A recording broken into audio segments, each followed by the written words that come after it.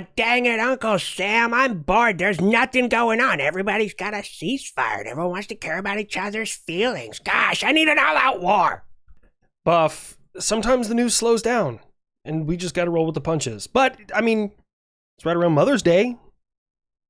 Did you call your mom? No, but Russia's mom calls me and texts me all the time.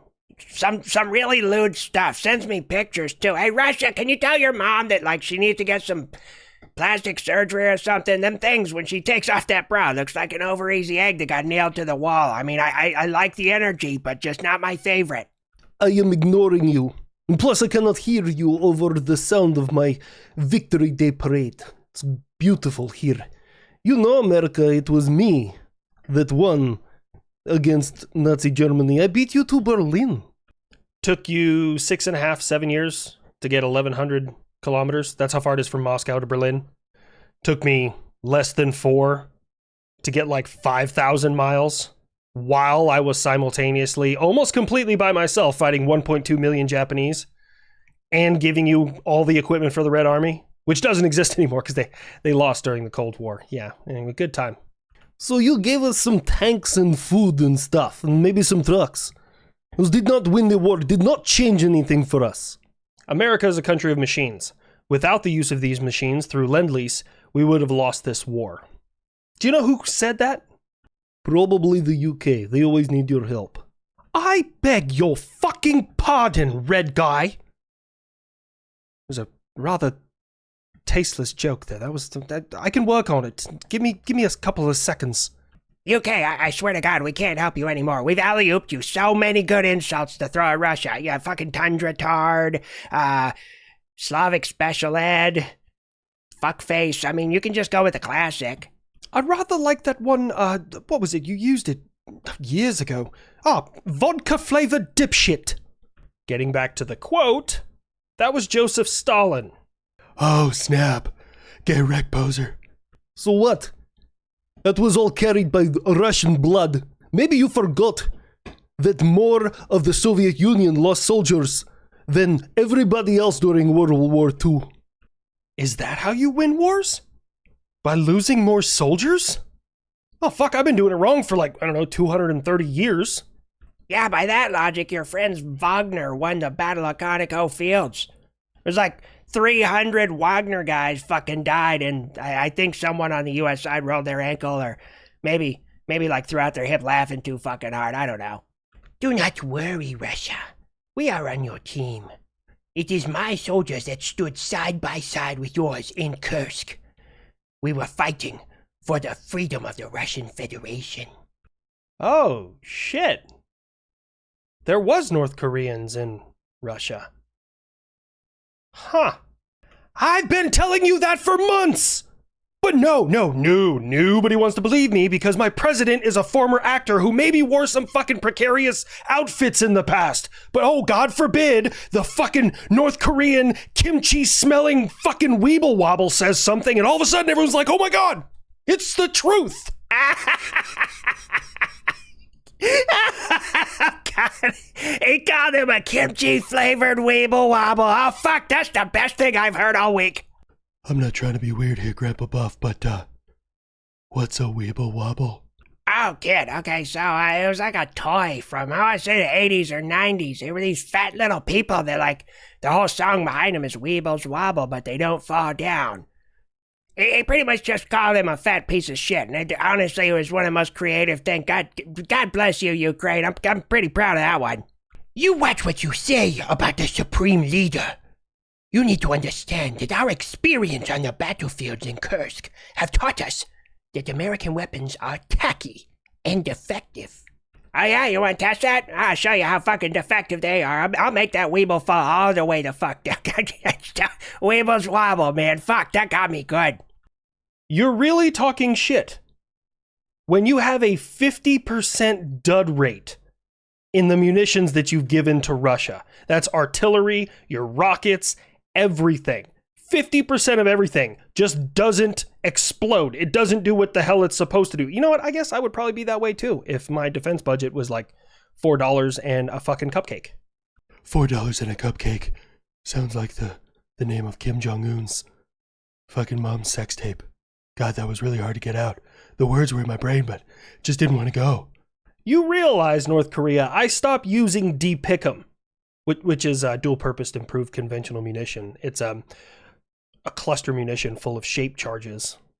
It's pretty cool stuff. Anyways, I stopped using that, not because it was dangerous, because you know me, I don't care about that, but because it had a 4% fail rate. Of the hundreds of munitions that are inside there, 4% of them didn't work. So I was like, let's go back to the drawing board. Something is 96% effective, and I'm like, I can do better. Too bad your drone defense hasn't stopped being defective. What the hell are you talking about? I have dozens of systems, many of which are still coming to the force. Hell, I just put fucking Coyote drones on my carriers. A Coyote drone is from Raytheon. It sits there like a little missile launcher, but it's actually full of kinetic explosive drones. So it detects an incoming drone, size 3 or smaller usually, and then it launches a drone. The drone then hunts it down and explodes at it, destroying the incoming drone. Now, some of the newer models can actually return if the enemy drone leaves or falls out of the sky or something. They can actually return and land, and then you can reload them in there. It's kind of a cool system. The Army's been using it for a couple years now, but kind of impressive that it's ended up on carriers. Ha ha! Suck that, Navy. We paid you back for the Sea Whiz. Not to be that guy, but we call it the LPWS, Land-Based Phalanx Weapon System.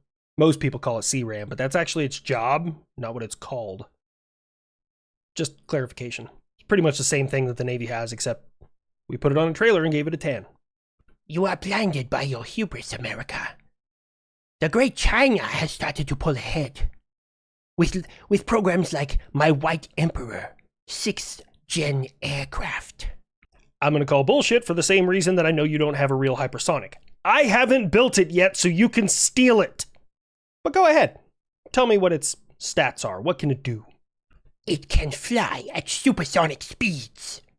Literally every aircraft that we have can do that. Well, except the rotary wings and the Sky Tractor. I'm pretty sure every fighter in existence can fly at supersonic speeds.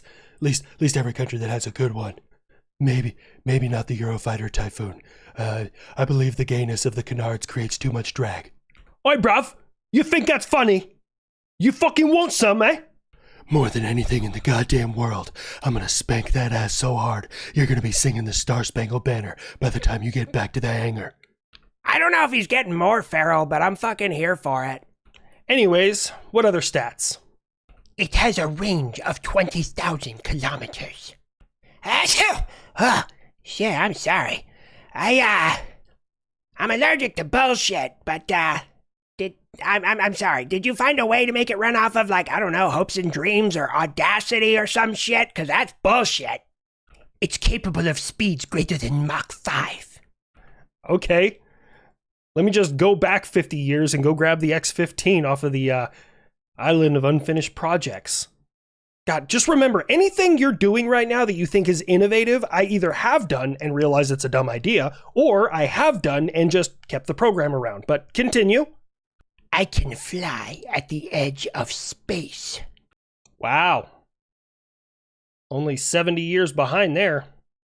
And I'm assuming you mean the, notionally agreed upon edge of space, which is the Kármán line, which is 100 kilometers up. So probably close to that.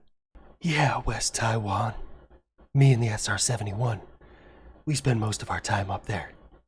He's still a bitch, but he's dunking on China, so I'll let it happen. It can also shoot down satellites. 104-0, look out below. I took out a satellite just for show. Hey, West Taiwan. 1986 called, they want their fucking plane back. How about 2008? When the USS Lake Erie did the same thing from fucking sea level. That and a few other times. Chemical lasers in the late 1980s, early 90s.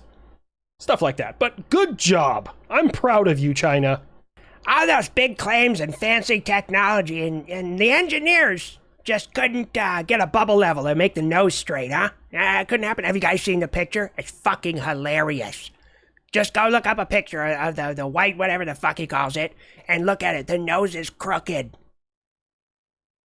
You're never gonna come back from a self-roast like that, West Taiwan.